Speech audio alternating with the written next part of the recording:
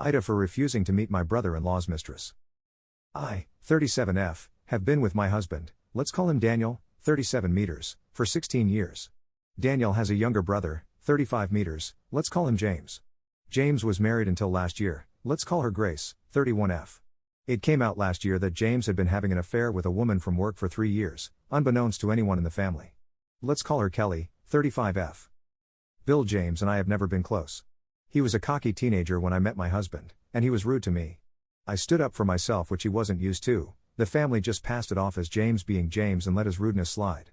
This has been an ongoing theme of enabling his bad behavior. Cut to 2023. James reports he is having a mental health crisis, and everyone is worried. It turns out that he is living with the guilt of having this affair with Kelly for 3 years. It's worth mentioning that Daniel and James' parents met the same way. They had an affair for 2 years before finally coming clean and starting a life together.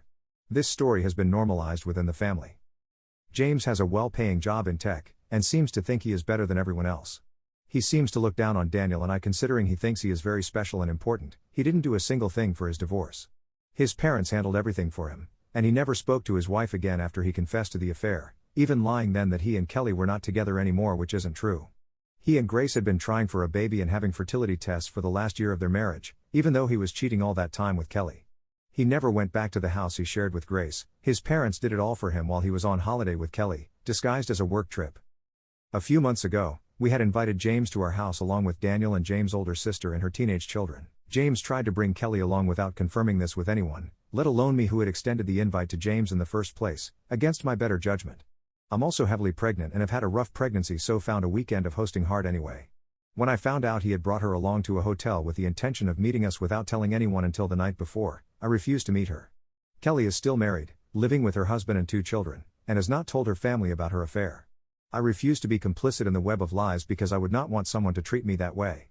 This hasn't been a one-night stand mistake. They've been having this affair since 2020, and her husband doesn't know.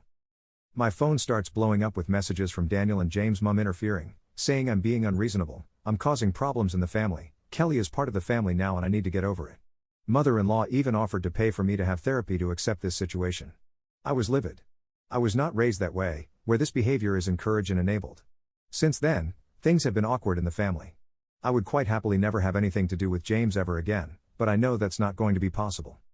Also to say, James has never been faithful in any relationship he has ever been in. He gave his wife genital warts lying that they were skin tags, he strangled her during intimacy without her consent, he talks down to people, he's arrogant, etc. He was engaged before, and she caught him on swinging websites and having sent a naked photo of her to another woman without his fiancée's consent.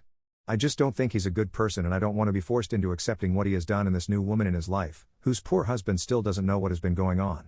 AITA for refusing to meet her. I said I would meet her once she is separated and her husband knows she is with someone, even if they don't come clean about the affair, and standing my ground about this? Should I be more accepting like my in-laws, or are they being the strange ones in this scenario? Edits/updates. I initially felt offended when people described Daniel as cowardly, but honestly I think you're right.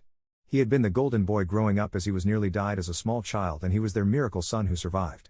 James was always a more difficult temperamented child. He was overweight and bullied at school, struggled academically, etc. So he has a bit of a chip on his shoulder that has now developed into, what I feel, are traits of narcissism.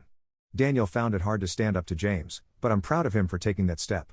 He also stood up to their mom, telling her to leave me alone and drop it when she kept messaging me and trying to talk to me about it. Maybe it's too little too late, but I'm glad he's finally done it.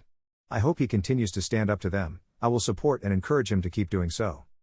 I'm genuinely worried about telling Kelly's husband, as I don't feel 100% confident that my involvement couldn't be traced. I only know his name and the county he lives in. I do not know his address, phone number or email. If I could obtain those details and be totally certain it wouldn't be traced to me, then I would tell him. However, I know my husband would be devastated if I was caught doing so, as it would cut us off from the family completely. I wouldn't have an issue with being low or no contact, but I wouldn't want to hurt him like that. You may not agree with that, but that's the situation. Some people have asked about why I'm so upset about this, and I'm not sure there is one particular answer. I think I'm a very loyal person, so lies and cheating don't sit well with me. I've also had a very strong physical reaction to this as well. When I hear about them, my heart races and I feel like my blood is boiling. I feel angry, and sick, and sad all at once. I also think how I would feel if Daniel treated me this way, how I would feel taken for a fool with people going along with this. There is a sense of injustice, that they aren't being held accountable for their actions, they aren't having to face any significant consequences of their actions at this time, and that feels wrong to me.